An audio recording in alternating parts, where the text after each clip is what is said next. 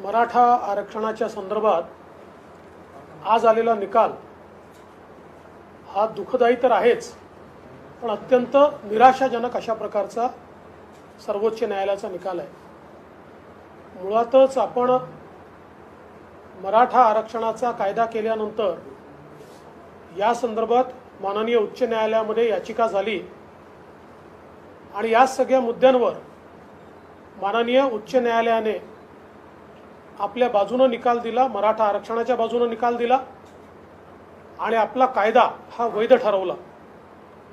त्या विरोधात माननीय सर्वोच्च न्यायालयात अपील झाली, हा वैध ठरवला। त्या विरोधात माननीय सर्वोच्च न्यायालयात अपील झाली। मी त्याच काळात मुख्यमंत्री होतो। आपण माननीय सर्वोच्च न्यायालयामध्ये अत्यंत मजबूतीने बाजू मांडली। याचिकाकर्त्यांनी आज जे विषय मांडले आहेत तेच सगळे विषय सर्वोच्च न्यायालयात मांडले होते। तेव्हाचे माननीय सरन्यायाधीश यांच्या बेंच समोर ही केस लागली होती आणि त्यावेळी या मुद्द्यांचा प्रतिवाद आपण केला आणि माननीय सरन्यायाधीशांनी त्यावेळेस स्थगिती द्यायला नकार दिला आणि स्पष्टपणे आपला कायदा सुरू राहील अशा प्रकारे सर्वोच्च न्यायालयाच्या सरन्यायाधीशांच्या बेंचने सांगितलं होतं।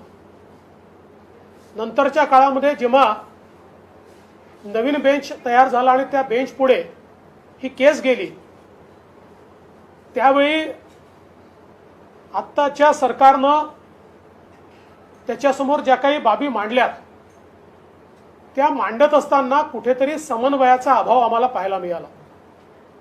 2-2, 3-3 वेळा वकिलांना आमच्याकडे माहितीच आली नाही असं सांगावं लागलं, आम्हाला इन्स्ट्रक्शन्स नाही असं सांगावं लागलं आणि त्या माहितीअभावी केस ॲडजन करावी लागली। एकूणच समन्वयाचा मोठा अभाव हा पाहायला मिळाला आणि त्यातून या कायद्याला स्थगिती मिळाली। खरं तर सर्वोच्च न्यायालयाचा एक नियम आहे, सर्वोच्च न्यायालयामध्ये कायद्याला कधी स्थगिती मिळत नाही। ऑर्डिनन्सला, अध्यादेशाला स्थगिती मिळते पण कायद्याला स्थगिती मिळत नाही। एक अलिखित त्यांचा नियम असा आहे आणि अनेक जजमेंट्स अशी आहेत की कायद्याच्या संदर्भात अंतिम सुनावणी झाली पाहिजे, त्याला स्थगिती देता येत नाही। परंतु तरी देखील या समन्वयाच्या अभावातनं त्या ठिकाणी कायद्याला स्थगिती मिळाली आणि ज्यावेळी स्थगिती मिळाली त्याच वेळी आमच्या मनामध्ये संशयाची पाल चुकचुकली की जर कायद्याला स्थगिती देत नाहीत तर या ठिकाणी स्थगिती का मिळाली। त्यानंतर राज्य सरकारने लार्जर बेंचकडे आम्ही जाणार असं सांगितलं। कित्येक दिवस रिव्ह्यू पिटिशनच दाखल झालं नाही। मग त्याच्यानंतर लार्जर बेंचकडे आपण गेलो आणि त्या ठिकाणी देखील आपण बघितलं की समन्वयाचा मोठा अभाव होता। गायकवाड कमिशनच्या रिपोर्टचं ट्रान्सलेशन हे सातत्याने छत्रपती संभाजीराजे देखील सांगत होते हे ट्रान्सलेशन झालं पाहिजे, इतर याचिकाकर्ताही सांगत होते, पण ते शेवटपर्यंत होत नव्हतं। एवढंच नाही तर ज्यावेळी कोर्टाचा असा एक त्या ठिकाणी माननीय कोर्टाने त्यांचा एक समज झाल्यामुळे विचारलं की असं कसं गायकवाड कमिशनच्या रिपोर्टला कोणीच विरोध केला नाही किंवा कोणीच त्यांच्यासमोर कसं बोललं नाही, म्हणजे हा काय एकतर्फी रिपोर्ट आहे का। त्यावेळी आमच्या वकिलांजवळ ही माहिती ही द्यायला हवी होती की हजारो ॲप्लिकेशन्स जशा बाजूच्या आल्या तशा विरोधातल्या आल्या आणि त्या प्रत्येक विरोधातल्या ॲप्लिकेशनला गायकवाड कमिशननी हिअरिंग दिलं, विभागात जाऊन त्या ठिकाणी बोलवून आणि त्या हिअरिंग दिल्यानंतर त्या प्रत्येक अर्जाचा कायदेशीर निपटारा केला। म्हणजे हा काही एकतर्फी तयार केलेला अशा प्रकारचा रिपोर्ट नव्हता, सगळी प्रोसेस फॉलो करून तयार केलेला हा रिपोर्ट होता। गायकवाड कमिशनने 50% वर आरक्षण का दिलं पाहिजे आणि कसं ते इंदिरा साहनीने त्यांच्या म्हणजे केसमध्ये जे सांगितलं आहे त्या मॅन्डेटमध्ये कसं बसतं या संदर्भात सगळी माहिती त्यात दिली होती. दुर्दैवाने आपण सर्वोच्च न्यायालयाला ते योग्य प्रकारे पटवू शकलो नाही आणि म्हणून माननीय उच्च न्यायालय किंवा त्यानंतर चीफ जस्टिसच्या बेंच पुढे आपण जे करू शकलो ते या ठिकाणी होऊ शकलेलं दिसत नाही आणि त्यातनं त्यांनी 50% वरचं आरक्षण देता येणार नाही असं सांगून हे आरक्षण रद्दबातल केलं. हे करत असताना आश्चर्याची गोष्ट अशी आहे की इतर सगळी जी राज्य आहेत त्या जवळजवळ 9 राज्यांमध्ये आज 50% वरचं आरक्षण आहे ते मात्र रद्दबातल झालेलं नाही. त्याच्या केसेस चाललेल्या आहेत पण ही केस मात्र या ठिकाणी निकाली निघून आणि हे आरक्षण रद्दबातल झालं आहे. त्यामुळे याही संदर्भात मला असं वाटतं की एक अत्यंत वेगळी अशी परिस्थिती आपल्याला पाहायला मिळते. अनेक बाबी याच्यामध्ये आहेत की ज्या आपण योग्य प्रकारे कोर्टाला पटवून देऊ शकलो नाही. यातली विशेषतः आपला कायदा हा जो संविधानिक संशोधन आहे त्याच्या आधीचा आहे आणि आपण फक्त अमेंडमेंट केलाय. ही जी भूमिका आपण माननीय उच्च न्यायालयात मांडत होतो त्यापेक्षा वेगळी भूमिका किंवा ती भूमिका थोडीशी कमी मांडून वेगळ्या भूमिकेकडे आपण सर्वोच्च न्यायालयात का वळलो हा देखील एक प्रश्न आपल्यासमोर या ठिकाणी उपस्थित होतोय. आणि त्याही संदर्भात आपल्याला कल्पना आहे की केंद्र सरकारने स्पष्ट भूमिका त्या संदर्भातली सर्वोच्च न्यायालयामध्ये मांडली होती आणि असं असताना देखील आपण कुठेतरी आमचा कायदा हा आधी तयार केला आणि आता फक्त अमेंडमेंट आहे हे त्या ठिकाणी सांगू शकलेलो नाही. एकूणच या संपूर्ण निर्णयामध्ये थोडंसं समाधान एका गोष्टीचं आहे की किमान ज्या लोकांना मागच्या काळात आरक्षण मिळालं त्यांचं आरक्षण टिकलं आहे. मला असं वाटतं की 9/9/2020 पर्यंत ज्यांना आरक्षण मिळालं आहे त्या सगळ्यांचं आरक्षण जे आहे ते या ठिकाणी कायम ठेवण्यात आलेलं आहे. त्यानंतरचं मात्र आरक्षण हे रद्दबातल झालं आहे.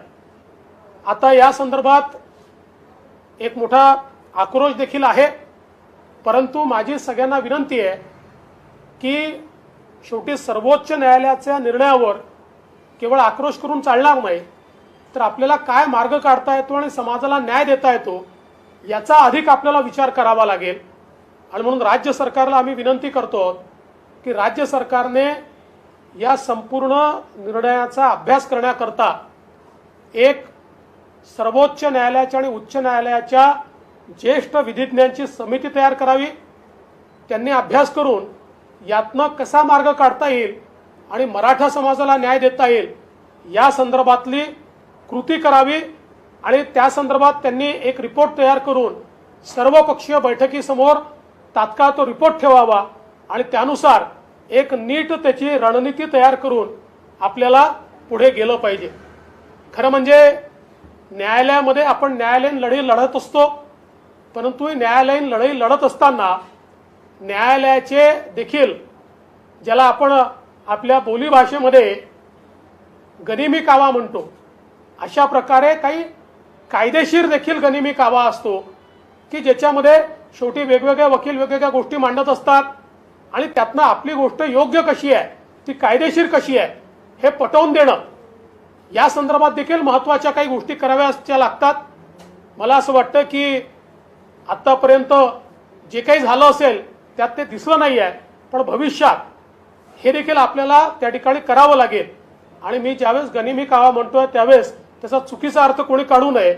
मी स्पष्ट करू इच्छितो की न्यायालयीन पद्धतीमध्ये आपल्याला आपला मुद्दा बरोबर आहे म्हणून वेगवेगळ्या पद्धतीनं तो मांडावा लागतो आणि समोरच्या व्यक्तीचा मुद्दा चुकीचा आहे या संदर्भात वेगवेगळ्या प्रकारची आर्ग्युमेंट्स आणि त्या संदर्भातले जे काही कायदेशीर दावे आहेत ते दावे आपल्याला एकावेळी चालवावे लागतात. तर मला असं वाटतं या सगळ्या गोष्टींचा विचार हा आता येत्या काळामध्ये होण्याची आवश्यकता आहे आणि म्हणून सरकारने तात्काळ या संदर्भात कारवाई करावी. आणि त्याचसोबत आता हा जो काही मधला काळ आहे या काळामध्ये किमान आपण मागच्या काळामध्ये मराठा समाजाच्या हिताच्या शिक्षणाच्या स्कॉलरशिपच्या रोजगाराच्या अशा वेगवेगळ्या योजना सुरू केल्या होत्या ज्या योजनांना या सरकारने आता पहिले तर निधीच दिला नाही आणि त्यानंतर दाखवण्यासारखा निधी दिला, पण प्रत्यक्षात तो मिळत नाही. आता किमान जोपर्यंत यातनं मार्ग निघत नाही त्या योजना अत्यंत वेगाने सुरू केल्या पाहिजे. मग राजश्री शाहू महाराज शिष्यवृत्तीची योजना असेल किंवा मेरिट शिष्यवृत्तीची योजना असेल, परदेशात शिक्षणाची योजना असेल किंवा अण्णासाहेब पाटील आर्थिक विकास महामंडळाच्या माध्यमातून जे काही आपण काम सुरू केलं होतं, विशेषतः श्री नरेंद्र पाटील यांनी तळागाळात जाऊन अनेक उद्योजक त्याच्या माध्यमातून तयार केले. मला असं वाटतं या सगळ्या योजना आता वेगानं आपण या ठिकाणी केल्या पाहिजेत.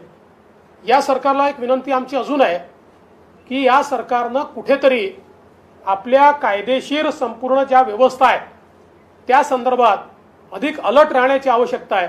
कारण मागच्या काळात आपण बघितलं की जवळजवळ 14-15 महिने ओबीसी आरक्षणाच्या संदर्भात या सरकारनं उचित भूमिका मांडली नाही आणि केवळ तारखा घेत राहिले. त्यामुळे निवडणुकीत स्थानिक स्वराज्य संस्थांच्या निवडणुकीत ओबीसी समाजाला जे आरक्षण मिळालं आहे त्याच्यावरही गंडांतर आलं आणि तेही सर्वोच्च न्यायालयाने स्थगित केलं आणि अजूनही त्याच्यावर पुढची कारवाई या सरकारने केलेली नाही. त्यामुळे एकूणच सामाजिक न्यायाचे जे मुद्दे आहेत ते भाषणात न बोलता ते कृतीत आले पाहिजेत असं आमचं मत आहे.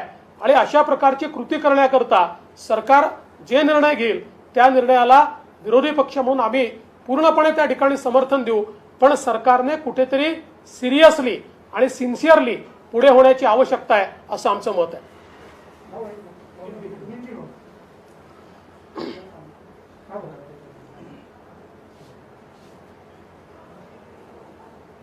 मराठा समाज को जो आरक्षण महाराष्ट्र में कानून के तहत दिया गया था उसको सर्वोच्च न्यायालय ने आज खत्म किया है, स्ट्रक डाउन किया है. हमारे लिए ये बहुत दुखद घटना है. मैं ऐसा मानता हूं कि पिछले समय जब हमने आरक्षण दिया तो ये केस उच्च न्यायालय में गई, हाई कोर्ट ने इस आरक्षण को वैध तय किया.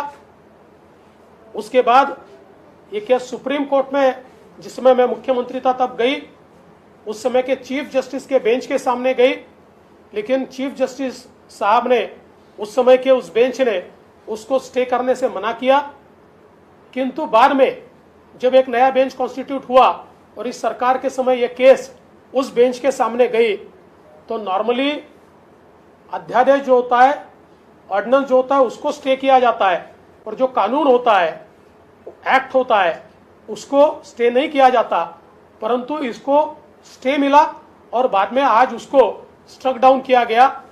तो कुल मिलाकर इस सारे मामले में जिस प्रकार से राज्य सरकार ने ध्यान देने की आवश्यकता थी उसको राज्य सरकार ने नहीं दिया. जो एक समन्वय राज्य सरकार में और वकीलों में होना चाहिए था वो समन्वय भी हमको नहीं दिखा. कई बार राज्य सरकार के सुप्रीम कोर्ट में सीनियर काउंसिल्स को ये बोलना पड़ा कि हमको कोई इंस्ट्रक्शंस ही नहीं मिले, हमारे पास जानकारी नहीं है. और कुल मिलाकर आज जो फैसला आया है वो निराशाजनक है. अब हमारी सरकार से मांग है कि सरकार ने तुरंत इसके ऊपर सीनियर काउंसिल्स का पैनल तैयार करके और इसमें हम क्या रास्ता निकाल सकते हैं उसका एक पेपर तैयार करना चाहिए और सभी पक्षों को साथ में लाकर एक मीटिंग करनी चाहिए. मला असं वाटतं की मी अतिशय स्पष्टपणे सगळे मुद्दे मांडले आहेत. आता याच्यात अजून प्रश्न उत्तरांची आवश्यकता नाही.